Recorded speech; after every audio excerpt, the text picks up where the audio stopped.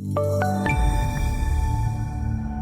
afternoon. This is Todd Horwitz coming here from the floor of the CME Group in Chicago. And as we take a look at the U.S. 30-year Treasury bonds once again, and of course, what we see is what we'll call a Fed backdoor way to try to suppress rates. And of course, the rates are starting to get away from everybody as we see the 30 approaching 3%. And what we've seen here really is a slamming of the dollar, which is artificially trying to keep rates low. Again, we look at that as a backdoor play. Overall, the dead cat bounce we talked about yesterday did not really materialize. We had a slight bounce, but never reached the selling levels that we were looking for, which was 150.5 to 151.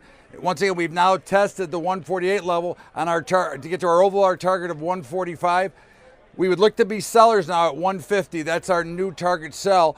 And again, there'll be a big enough rally. Now, whether you can get back to 150 is another question, but you can see now that the collapse is on here in the treasuries. And of course, with the Fed meeting coming up next week, we could see a heck of a lot of action in here. And we're going to see rates, as has happened in history, they're going to get away from the Federal Reserve. This has been a constant theme. Now, you've got Mario Draghi speaking tomorrow. You've got a whole bunch of data coming out that could have a direct effect. And I can only think that the effect will be higher interest rate, lower bond futures. We'd like to be a seller of a rally at up to about 150. That's the way I see it. This is Todd Horwitz coming to the floor of the CME Group in Chicago.